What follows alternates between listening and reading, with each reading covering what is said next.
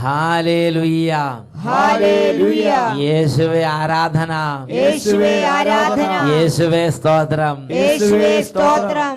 അഭിഷേകാഗ്നിയുടെ എല്ലാ പ്രേക്ഷകർക്കും രക്ഷിതാവും കർത്താവുമായ യേശു ക്രിസ്തുവിൻ്റെ ധന്യനാമത്തിൽ കൃപയും സമാധാനവും. Price the lord, praise the lord, hallelujah, hallelujah. ഇന്ന് നാം ചിന്തിക്കുന്നത് ഹൃദയങ്ങൾ പരിശോധിക്കുന്ന കർത്താവ് എന്നതിനെ കുറിച്ചാണ്. ഗലാത്യ ലേഖനത്തിൽ 6-ാം അധ്യായത്തിൽ 7-ാം തിരുലിഖിതം, നിങ്ങൾക്ക് വ്യാമോഹം വേണ്ട, നിങ്ങൾക്ക് വ്യാമോഹം വേണ്ട, ദൈവത്തെ കബളിപ്പിക്കാനാവുകയില്ല. ദൈവത്തെ കബളിപ്പിക്കാനാവുകയില്ല. Praise the lord, praise the lord. പ്രിയപ്പെട്ട സഹോദരങ്ങളെ, അട്ടപ്പാടി സഗിയോൻ ധ്യാന കേന്ദ്രത്തിൽ ഈ കാലമത്രേ ശുശ്രൂഷ ചെയ്തുകൊണ്ടിരുന്നപ്പോൾ അച്ഛന് മനസ്സിലായ ദൈവത്തിൻ്റെ ഒരു ഇടപെടൽ രീതി, തകർന്ന കുടുംബങ്ങൾ, വേദനിക്കുന്ന വ്യക്തികൾ, മനപ്രയാസപ്പെട്ടിരിക്കുന്നവർ, ഇവരോട് മറ്റ് യാതൊരു തരത്തിലുള്ള കണ്ടീഷനും കൂടാതെ വലിയ കാരുണ്യത്തോടെ കരുണയോടെ ഇടപെടുന്ന ഒരു കർത്താവിനെയാണ് അച്ഛൻ അട്ടപ്പാടിയിൽ കണ്ടുമുട്ടാൻ സാധിച്ചത്. ഇത് ഒരു കുടുംബത്തിന്റെ അനുഭവം നിങ്ങളുടെ ശ്രദ്ധയിലേക്ക് ഞാൻ കൊണ്ടുവരികയാണ്. എന്റെ പേര് കുട്ടിയമ്മ. കുട്ടിയമ്മ പാലാ രൂപതയിൽ നിന്ന് വരുന്നു. കുട്ടിയമ്മ പാലാ രൂപതയിൽ നിന്നും ഇന്ന് നോക്ക് മണിക്കൂറുകൾ ബസ്സിലിരുന്ന് ദൂരം താണ്ടി ഇവിടെ എത്തിയിരിക്കുകയാണ്. പറഞ്ഞോ. ഞാൻ വന്നത് എന്റെ ആങ്ങളെ തോമസിന് വേണ്ടിയിട്ട് സാക്ഷ്യം പറയാം. ഈ നിൽക്കുന്ന തോമസ് ചേട്ടനാണോ? ഓക്കെ. ആങ്ങൾക്ക് ഇവിടെ സാക്ഷ്യം പറയാൻ വേണ്ടിയാണ് വന്നിട്ടുള്ളത്. ഇവൻ പാലാ രൂപത മടലങ്കപ്പള്ളി ഇടവകയിൽ താമസിക്കുന്നു. പിന്നെ കൂലിപ്പണിയാണ്. മരം വെട്ട് തൊഴിലാളിയായിരുന്നു. മരം വെട്ടുന്ന ഒരു ജോലിയിൽ ഏർപ്പെട്ടിരിക്കുന്ന വ്യക്തിയാണ്. അതെ. ഇവന് കഴിഞ്ഞ 2011 ജൂൺ മാസത്തില് 60 അടി പൊക്കമുള്ള ഒരു മരത്തിന്റെ മുകളിൽ നിന്നും കൈ വിട്ട് താഴേക്ക് എന്റെ പിതാവേ താഴോട്ട് പോയി. എത്ര അടിയാ? 60 അടി. 60 അടി, 2-3 തെങ്ങിന്റെ വലിപ്പം. 60 അടി ഉയരമുള്ള ഒരു മരത്തിന്റെ മുകളിൽ നിന്ന് ഇടോ എന്ന് പറഞ്ഞ് താഴത്തേക്ക് പോകുന്ന, താഴെ പാറക്കല്ല് കൂടി കിടക്കുന്ന സ്ഥലമായിരുന്നു. പിന്നെ ആ വീഴ്ചയ്ക്ക് ഇവന്റെ നട്ടെല്ല് പൊട്ടി ഒരു വശം വിട്ടുനിന്നു.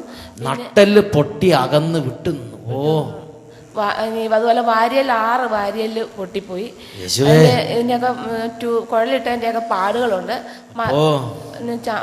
ബട്ടക്സ്, അതിന്റെ ചന്തയുടെ ഭാഗം എല്ലാം ചതഞ്ഞ് പാറക്കല്ല് അരഞ്ഞ് മലദ്വാര സഹിതം ചതഞ്ഞരഞ്ഞു പോയി. അതിന്റെ ഇവിടെ വയറിൽ കുഴലിട്ടേക്കുമായിരുന്നു. അതിന് വയറ്റിൽ നിന്ന് പോകാനുള്ള പ്ലാസ്റ്റിക് കുഴലിലേക്ക് ഇട്ടു. എന്തായാലും മെഡിക്കൽ കോളേജ് ആശുപത്രിയിൽ ആ കൂടെ നിന്ന ആൾക്കാരെ എടുത്തുകൊണ്ട് പോയി. അവിടെ കൊണ്ടുവന്നപ്പോൾ ആശുപത്രിക്കാർ 10 മണിയായപ്പോൾ പറഞ്ഞു, ഇവിടെ നമ്മളെ കൊണ്ട് പറ്റുന്നതിലും അപ്പുറമാണ്, ഇത് ഞങ്ങൾക്ക് പറ്റത്തില്ല, നിങ്ങൾ വേറെ എവിടെയെങ്കിലും കൊണ്ടുപോക്കോ എന്ന് പറഞ്ഞു. പിന്നെ അവിടെ നിന്ന് നേരെ ഇൻഡോ അമേരിക്ക ആശുപത്രി കൊണ്ടുപോയി. അവിടെ അവരും പറഞ്ഞു, ഇത് ഞങ്ങൾ വീൽ ചെയറിൽ ഒരു തരത്തിൽ ഇരുത്തി തരാം, അത്രേ ഞങ്ങളെ കൊണ്ട് പറ്റത്തുള്ളൂ, നടത്താനൊന്നും ഞങ്ങൾക്ക് ഉറപ്പ് കയറിയാലെന്ന് പറഞ്ഞു. അവസാനം അവിടുന്ന് പിന്നെ വീണ്ടും ആൾക്കാർ അമൃതയുടെ ആശുപത്രി ഒരു തരത്തിൽ കൊണ്ടാക്കി.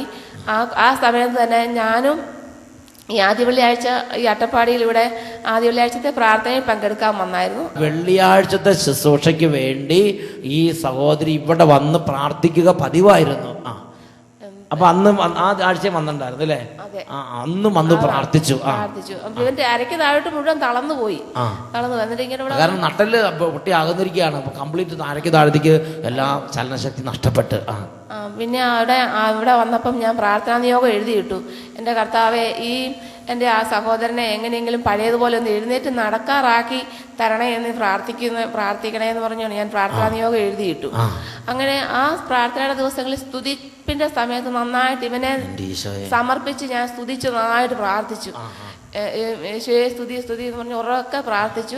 ആ സ്തുതിപ്പിന്റെ കഴിഞ്ഞപ്പം നമ്മുടെ ഈ ബഹുമാനപ്പെട്ട വട്ടായിലച്ഛൻ പിന്നെ അച്ഛനൊരു ദർശനം ഉണ്ടായെന്ന് പറഞ്ഞ പോലെ അച്ഛൻ വിളിച്ചു പറയുവാണ്, മരത്തിൽ നിന്നും വീണ് നട്ടെല്ലിന് പരിക്ക് പറ്റി കിടക്കുന്ന ഒരു സഹോദരനെ കർത്താവ് സ്പർശിക്കുന്നതായിട്ട് ഞാൻ കാണുന്നു എന്ന് ഒരു ദർശനം ആ സമയത്ത് കണ്ടു. അത് അതേപോലെ അച്ഛൻ ആ സമൂഹത്തിൽ അന്ന് 10,000 കണക്കിന് ആളുകൾ സമ്മേളിച്ചിരിക്കുകയാണ്.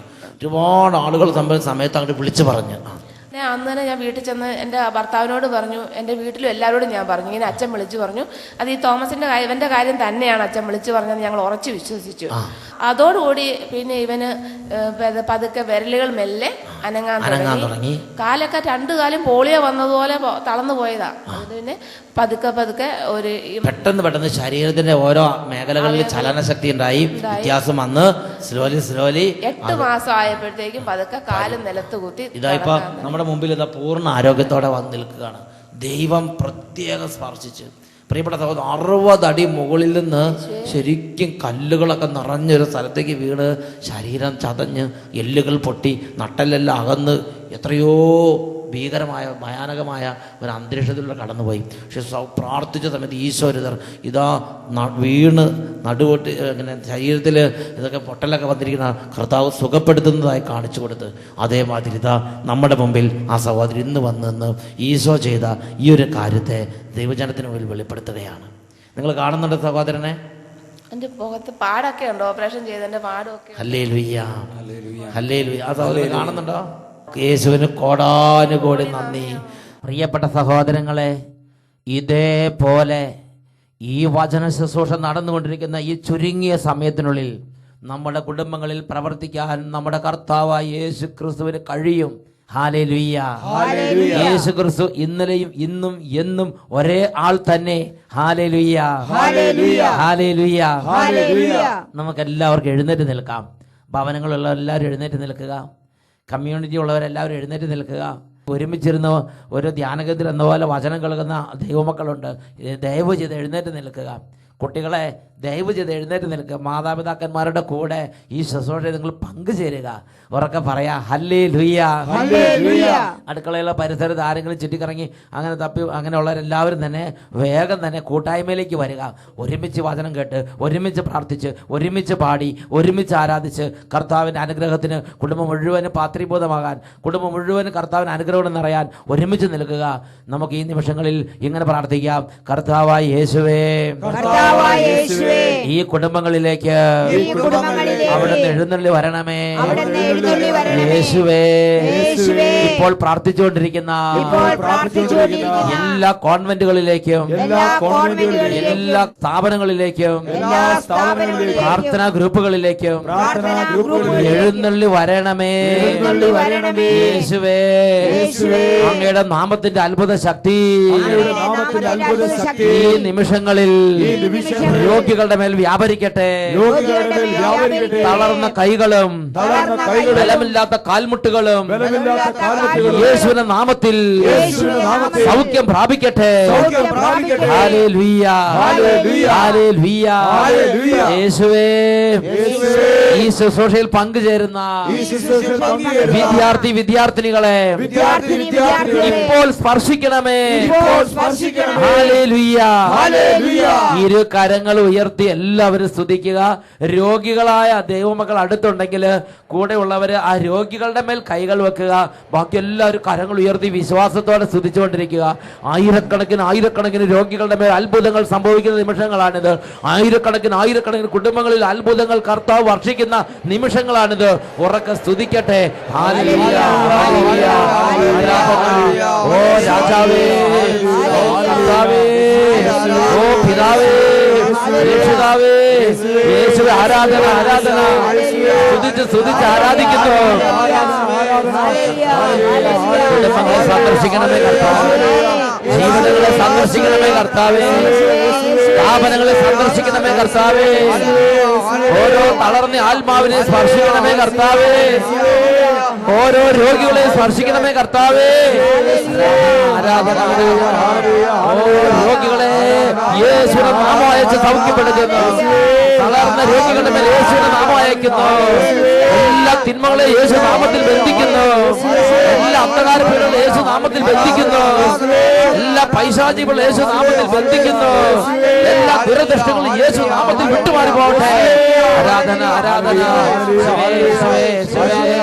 ആരാധന, ആരാധന, ആരാധന. Hallelujah, hallelujah. യേശുവേ ആരാധന, യേശുവേ ആരാധന, യേശുവേ ആരാധന.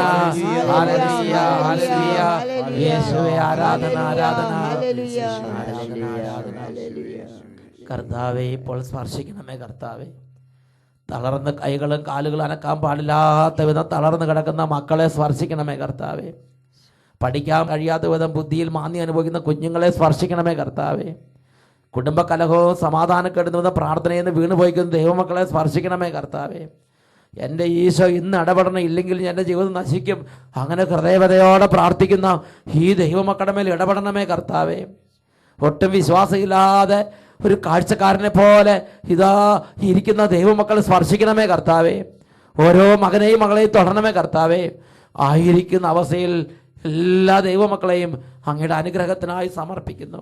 ഓ ദൈവമേ, പരിശുദ്ധാത്മാവിന് നിറവിദാസന്മാരുടെ മേൽ നിറയട്ടെ. പരിശുദ്ധാത്മാവിന്റെ അഭിഷേകം ഈ കുടുംബങ്ങളുടെ മേൽ നിറയട്ടെ.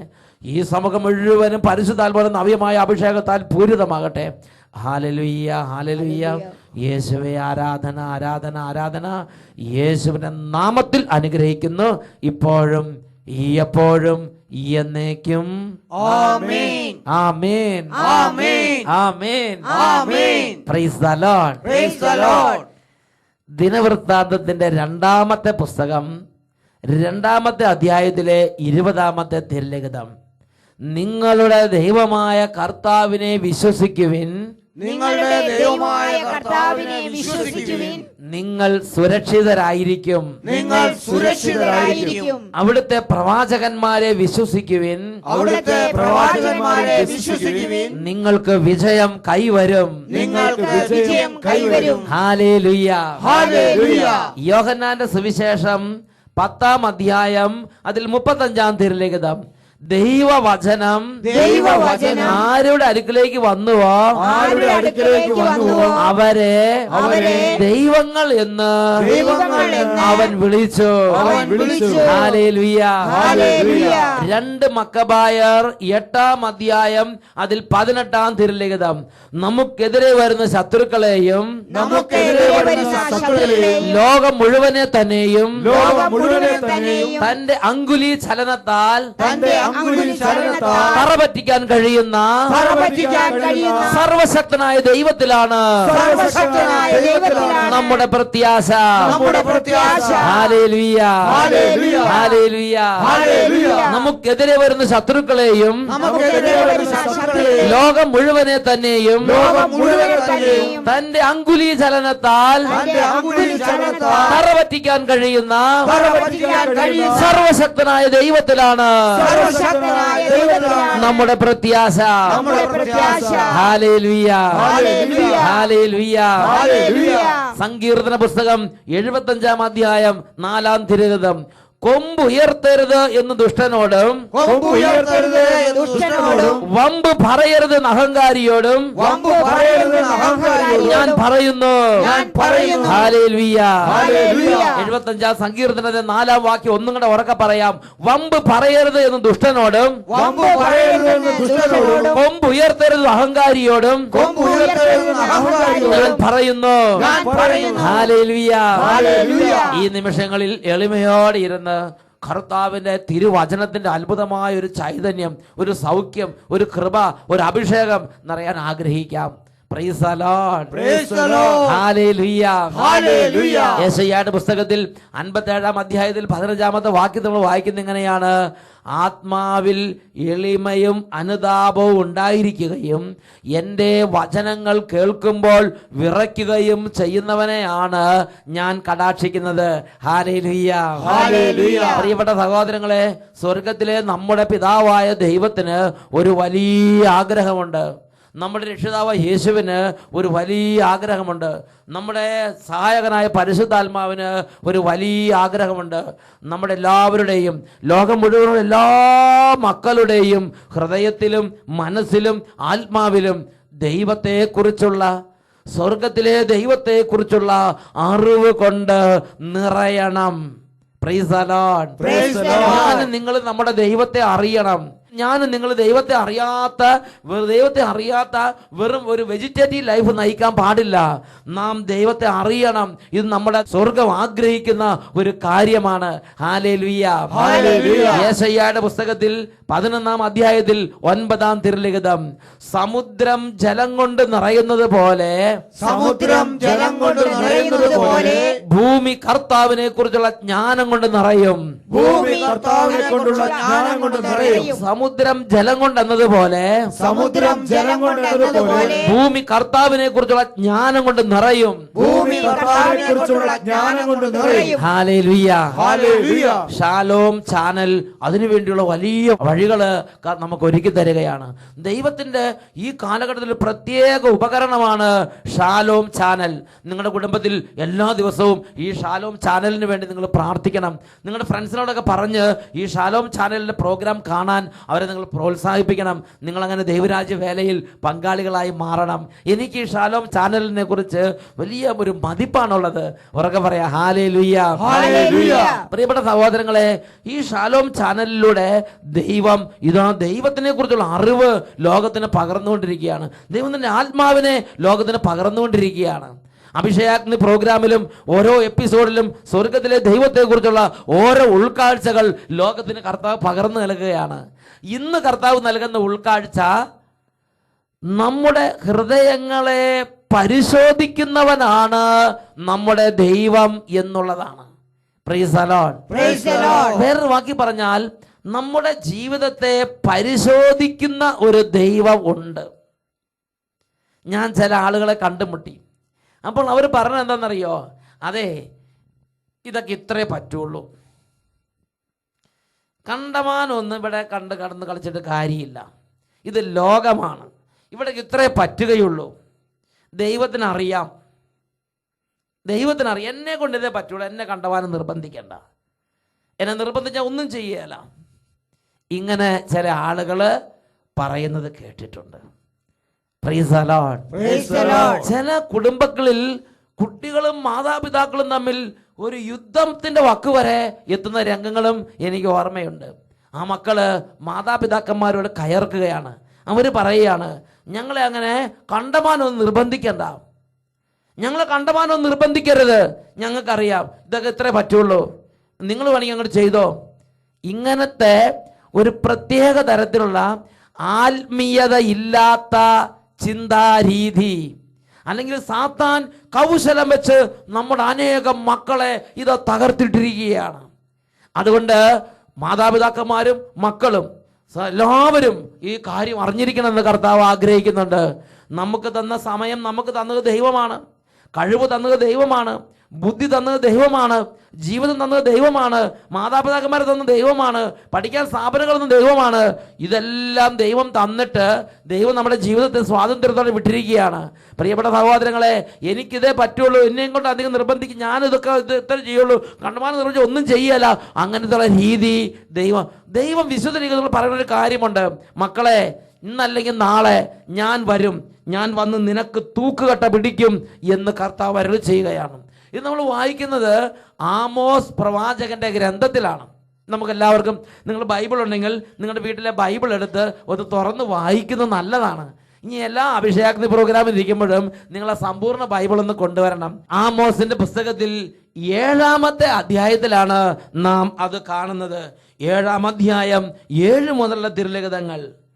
ഇതാ അവിടുന്ന് എനിക്ക് മറ്റൊരു ദർശനം നൽകി.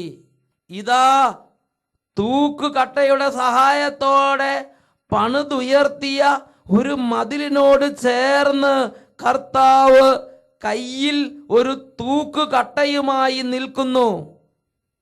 അവിടുന്ന് എന്നോട് ചോദിച്ചു, ആമോസ്, നീ എന്തു കാണുന്നു? ഒരു തൂക്കുകട്ട എന്ന് ഞാൻ പറഞ്ഞു. കർത്താവ് തുടർന്നു, കണ്ടാലും എൻ്റെ ജനമായ ഇസ്രായേലിന് മധ്യേ ഞാനൊരു തൂക്കുകട്ട പിടിക്കും. പ്രിയപ്പെട്ട സഹോദരങ്ങളെ, ഇങ്ങനത്തെ ഒരു കർത്താവ് ഉണ്ട് എന്ന് വിശുദ്ധ ലിഖിതം വ്യക്തമായി ദൈവമക്കൾക്ക് വെളിപ്പെടുത്തൽ നൽകുന്നുണ്ട്. തൂക്കുകട്ട, പിടിക്കുക. എന്താ തൂക്കുകട്ട പിടിക്കുക എന്ന് പറഞ്ഞ അർത്ഥം? ഈ തൂക്കുകട്ട എന്ന് പറയുന്നത് മെയ്സന്മാര് ഭിത്തി നിർമ്മിക്കുമ്പോൾ കട്ടകൾ വെച്ച് വെച്ച് ഭിത്തി കെട്ടിടങ്ങൾ പണിതുകൊണ്ടിരിക്കുമ്പോൾ ഒരു നേരം ഇഷ്ടിക വെച്ചിട്ട് അടുത്ത നേരം ഇഷ്ടിക വെക്കുമ്പോൾ തൂക്കുകട്ട പിടിച്ച് അത് ലെവലാക്കും. തൂക്കുകട്ട പിടിച്ചില്ലെങ്കിൽ ഭിത്തി വളഞ്ഞു പോകും, ഭിത്തി ചെവുകയില്ല, അവസാനം ബിൽഡിംഗ് ഇടിഞ്ഞു വീഴും. അതുകൊണ്ട് ഓരോ ഇഷ്ടിക വെക്കുമ്പോഴും മെയ്സന്മാർ ആ തൂക്കുകട്ട പിടിച്ച് അത് ലെവലാക്കി സ്ട്രെയിറ്റ് ആക്കി വെടിപ്പാക്കി അങ്ങനെ നേർമയുള്ള നല്ല സ്ട്രെയിറ്റ് ആയിട്ട് വളയാത്ത ഭിത്തി ഉണ്ടാകാൻ നല്ല തൂക്കുകട്ട പിടിച്ച് മെയ്സന്മാർ ഭിത്തികൾ കിട്ടുന്നു. ഇതാ ഇവിടെ കർത്താവ് ആമോസ് പ്രവാചകന് ഒരു ദർശനം നൽകി. എന്നിട്ട് ആമോസ് പ്രവാചകന്റെ അടുത്ത് കർത്താവ് പറയുകയാണ്, ഇതാ തൂക്കുകട്ടയുടെ സഹായത്തോടെ പണിതുയർത്തിയ ഒരു മതിലിനോട് ചേർന്ന് കർത്താവ് കയ്യിൽ തൂക്കുകട്ടയുമായി നിൽക്കുന്നു. നമ്മൾ വേദപാഠം പഠിച്ചിട്ടുണ്ട്, ഞായറാഴ്ച പള്ളിയിൽ പോകുന്നുണ്ട്, നമ്മൾ അത്യാവശ്യം ജീവിതത്തിൽ ചില കാര്യങ്ങളൊക്കെ പാലിക്കുന്നുണ്ട്. തൂക്കുകട്ടയുടെ സഹായത്തോടെ പണിതുയർത്തിയ ആത്മീയ ജീവിതമാണ് നമ്മുടെ ജീവിതം. അങ്ങനെയുള്ള നമ്മുടെ ജീവിതത്തിന് കർത്താവ് വന്ന് തൂക്കുകട്ട പിടിക്കും എന്ന് വിശുദ്ധ വെളിപ്പെടുത്തുകയാണ്. ഇസ്രായേലിന് ഞാനൊരു തൂക്കുകട്ട പിടിക്കും. ഓരോ മകനും മകൾക്കും കർത്താവ് ഒരു തൂക്കുകട്ട പിടിക്കും. ഈ തൂക്കുകട്ട അനുസരിച്ച് കർത്താവ് നമ്മളെ ന്യായം വിധിക്കും. പ്രിയപ്പെട്ട സഹോദരങ്ങളെ, ജീവിതം നമ്മൾ പടുത്തുയർത്തുമ്പോൾ നമ്മളെല്ലാവരും നമ്മുടെ ജീവിതം പണിതുകൊണ്ടിരിക്കുകയാണ്.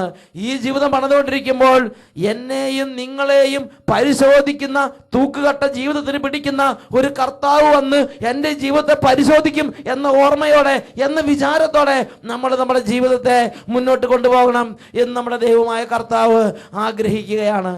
സുഭാഷിതങ്ങളുടെ പുസ്തകത്തിൽ 24-ാമത്തെ അധ്യായത്തിൽ 12-ാമത്തെ തിരുലിഖിതത്തിൽ നമ്മൾ മറ്റൊരു പ്രബോധനം കാണുന്നുണ്ട്. അവിടെ നമ്മൾ വായിക്കുന്ന എങ്ങനെയാണ്, ഞാൻ ഇത് അറിഞ്ഞില്ല എന്ന് നീ പറഞ്ഞാൽ ഹൃദയത്തെ തൂക്കി നോക്കുന്നവൻ സത്യം ഗ്രഹിക്കുന്നില്ലേ?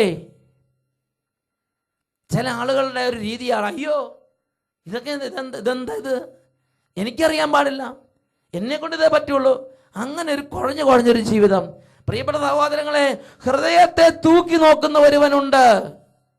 ഞാനിത് അറിഞ്ഞില്ല എന്ന് നീ പറഞ്ഞാൽ തന്നെയും ഹൃദയത്തെ തൂക്കി നോക്കുന്നവൻ കാര്യം ഗ്രഹിക്കുകയില്ലേ? അടുത്ത വാക്യത്തിൽ പറയുക എങ്ങനെയാണ്, നിന്റെ ആത്മാവിനെ നിരീക്ഷിച്ചു കൊണ്ടിരിക്കുന്നവൻ സത്യം ഗ്രഹിക്കുകയില്ലേ? പ്രിയ കുഞ്ഞേ, ജീവിതം കർത്താവിന്റെ കൺമുമ്പിലാണ്. ഹൃദയങ്ങളെ തൂക്കി നോക്കുന്ന കർത്താവുണ്ട്. ഈ അവസരങ്ങൾ തന്നു, ഈ കുടുംബം തന്നു, ഈ സാഹചര്യങ്ങൾ തന്നു, ആരോഗ്യം തന്നു, കഴിവ് തന്നു, അങ്ങനെ വേദികൾ തന്നു കർത്താവ് വിട്ടു. എന്നിട്ട് നമ്മുടെ പെരുമാറ്റം, നമ്മുടെ സ്വഭാവം, നമ്മുടെ രീതികൾ ഇതെല്ലാം സ്വർഗത്തിന് യോഗ്യമായ വിധം നമ്മൾ രൂപപ്പെടുത്തിയെടുക്കാൻ നമ്മുടെ കർത്താവ് നമ്മളെ പ്രേരിപ്പിക്കുകയാണ്. ഉറക്കെ പറയാ, hallelujah, hallelujah, hallelujah, hallelujah, hallelujah. പ്രിയപ്പെട്ട സഹോദരി, ഞാൻ ഇങ്ങനെയൊക്കെ നടന്നാലും കുഴപ്പമൊന്നുമില്ല, ഇതൊക്കെ പിന്നെ ശരിയാവും, അതൊരു വ്യാമോഹം മാത്രമാണ്. അല്ലെങ്കിൽ കർത്താവ് ഒന്നും സീരിയസ് ആയിട്ട് എടുക്കാൻ പോകുന്നില്ല. അങ്ങനെ നിങ്ങൾ ചിന്തിച്ച് നിങ്ങളുടെ ജീവിതത്തിൽ നിങ്ങൾ ദൈവിക കാര്യങ്ങളെ നിസ്സാരവൽക്കരിക്കരുത്. ഗലാത്യ ലേഖനത്തിൽ 6-ാം അധ്യായം 7-ാം വാക്യത്തിൽ പഠിപ്പിക്കുകയാണ്, നിങ്ങൾക്ക് വ്യാമോഹം വേണ്ട. ദൈവത്തെ കബളിപ്പിക്കാൻ ആർക്കും കഴിയുകയില്ല. Hallelujah, hallelujah. സഫാനിയ പ്രവാചകന്റെ പുസ്തകത്തിൽ 1-ാം അധ്യായത്തിൽ 12-ാം തിരുലിഖിതത്തിൽ കർത്താവ് ഈ കാര്യം ഒന്നും കൂടെ അടിവരയിട്ട് പറയുന്നുണ്ട്. ഞാൻ വിളക്കുമായി വന്ന് ജെറുസലേമിനെ പരിശോധിക്കും. കർത്താവ് നന്മയോ തിന്മയോ ചെയ്യാൻ വരികയില്ല എന്ന് ആത്മഗതം ചെയ്ത് വീഞ്ഞിന്റെ മട്ടിൽ കടന്ന് ചീർക്കുന്നവരെ അന്ന് ഞാൻ ശിക്ഷിക്കും. കർത്താവ് വെളിപ്പെടുത്തുകയാണ്. പ്രിയപ്പെട്ട സഹോദരങ്ങളെ, നമ്മുടെ ജീവിതങ്ങൾക്ക് തൂക്കുകട്ട പിടിക്കുന്ന ഒരു കർത്താവുണ്ട്. നമ്മുടെ ഹൃദയങ്ങളെ തൂക്കി നോക്കുന്ന ഒരു മണിക്കൂറുണ്ട്. നമ്മുടെ ജീവിതങ്ങളെ പരിശോധിക്കുന്നവനായ ഒരു ദൈവം ഉണ്ട്. ആ ദൈവത്തിന്റെ കണ്ണുകളുടെ മുമ്പിലാണ് ഞാൻ നിങ്ങൾ ജീവിച്ചുകൊണ്ടിരിക്കുന്നത്. ജെറമ്യാ പ്രവചനത്തിൽ 32-ാം അധ്യായത്തിൽ 19-ാം തിരുലിഖിതം, കർത്താവേ, അങ്ങ് ആലോചനയിൽ വലിയവനും പ്രവൃത്തികളിൽ ബലവാനുമാണ്. ഓരോരുത്തർക്കും അവനവന്റെ നടപ്പിനും ചെയ്തികൾക്കും അനുസരിച്ച് പ്രതിഫലം നൽകാൻ അങ്ങയുടെ ദൃഷ്ടികൾ അവരുടെ പാതകളിൽ പതിഞ്ഞു കിടക്കുന്നു. ഈ നിമിഷങ്ങളിൽ നമുക്ക് എഴുന്നേറ്റ് നിൽക്കാം. ഓ ദൈവമേ, അവിടെ നിന്ന് ഓരോ അവസരങ്ങൾ ഉപയോഗിക്കുമ്പോൾ, അവിടെ നിന്ന് ഓരോ മിനിറ്റുകളും ജീവിതത്തിൽ കടന്നു പോകുമ്പോൾ എൻ്റെ ദൈവം എനിക്ക് തൂക്കുകട്ട പിടിക്കും. എൻ്റെ ദൈവം എൻ്റെ ഹൃദയത്തെ തൂക്കി നോക്കും. എൻ്റെ ദൈവം വിളക്കുമായി വന്ന് എന്നെ പരിശോധിച്ച് നോക്കും. അവിടുത്തെ കൺമുമ്പിൽ എൻ്റെ ആത്മാവ് നിരീക്ഷിക്കപ്പെട്ടുകൊണ്ടിരിക്കുന്നു. ഈ ഒരു തിരിച്ചറിവോടെ ദൈവ വിചാരത്തോടെ ജീവിപ്പാൻ അനുഗ്രഹിക്കണമേ കർത്താവേ. രണ്ട് കരങ്ങൾ ഉയർത്തി ഉറക്കെ സ്തുതിക്കാം. ഓ, ജ്ഞാനത്തിന്റെ പുസ്തകത്തിൽ 7-ാം അധ്യായത്തിൽ 15-ാം തിരുലിഖിതം, വിവേകത്തോടെ സംസാരിക്കാനും ദൈവദാനങ്ങൾക്ക് ഒത്തവിധം ചിന്തിക്കാനും എന്നെ സഹായിക്കണമേ. ജീവിതത്തിലെ വാക്ക്, പ്രവൃത്തി, ചിന്ത, വിചാരങ്ങൾ ഇതെല്ലാം ക്രമപ്പെടുത്താൻ ഓരോ കുഞ്ഞിനെ അനുഗ്രഹിക്കണമേ കർത്താവേ. കരങ്ങൾ ഉയർത്തി ഉറക്കെ സ്തുതിക്കുന്നു. ഹല്ലേലൂയ, ഓ അത്ഭുതങ്ങളുടെ കർത്താവേ, അഭിഷേകം ചെയ്യുന്നവനെ ഇപ്പോൾ ഇടപെടണമേ കർത്താവേ. മോഷ്ടിന്റെ അരിവിനെ ബന്ധിക്കുന്ന കർത്താവേ, ഭക്ഷണത്തിന്റെ ആത്മാവിനെ ബന്ധിക്കുന്ന കർത്താവേ, എല്ലാ ദുർമതത്തിന്റെ അരിവിനെ ബന്ധിക്കുന്ന കർത്താവേ, ദുർബുദ്ധിയെ ശാസിക്കുന്ന കർത്താവേ, വിട്ടുമാറിപ്പോട്ടെ. ആരാധന, ആരാധന.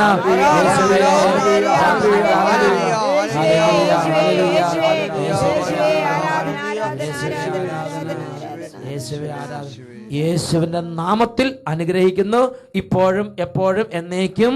ആമേൻ, ആമേൻ, ആമേൻ.